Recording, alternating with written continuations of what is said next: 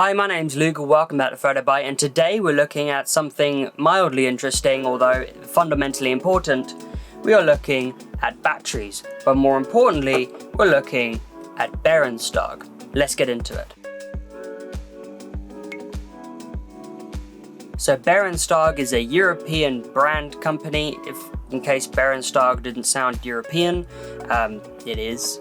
And I've been running with this battery in my Fuji X-T3 and prior to that the X-T2 to see if I could spot any differences between Berenstargh and Fuji's own battery.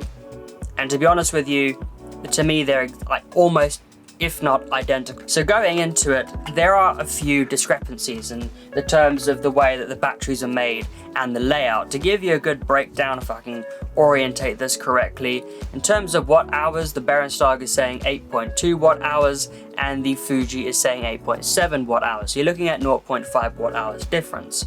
That's just given the amount of time it would go. But to be honest with you, I haven't really seen a real world difference in that. So Berenstargh is certainly hanging on and doing well.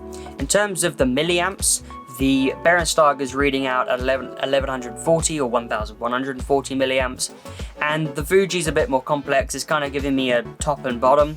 So minimum 1200, maximum 1260 or 1260 milliamps. So a variable difference there.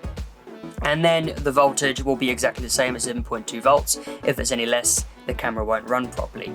And the neat thing about when you're plugging in a Berenstargh, it is a third party. So technically, if you plug it into a Fuji, it'll come up with an alert saying that the battery is not supported and you cannot do this and this. I put in a Berenstargh, nothing comes up. It behaves as if I've just put in a Fuji. So sometimes I get myself confused, because I do own third-party batteries, and I do put them in, and it does say this is a third party, so performance may not, not performance may likely vary, but performance will vary. It comes up with that alert, and it will happen to almost every modern camera now, because as batteries evolve, cameras are becoming smarter, they know what you're putting in them. Blindly, I have been running these, as I said, and I really cannot tell the difference. I've been out in extremely cold conditions, I put in the Berenstargh, I've compared it to a Fuji, and I've seen no fundamental difference in the performance of the camera, especially for the fact that I use the X-T3 as both video and a photo camera, and normally video will just suck the battery dry, a third party one anyway. Berenstargh handles it extremely well, almost as good as the Fuji. Now, there are a few differences that I found. I did notice that in terms of shoot time, in the number of shots, I'd be able to squeeze a few more shots out of the Fuji than I could out of the Berenstargh. But at the end of the day, real world testing, if you're going and you're switching between the two of them, I doubt you'll see a big enough difference. The only reason I knew that there was a difference is because I did the tests and I was seeing if there was any difference.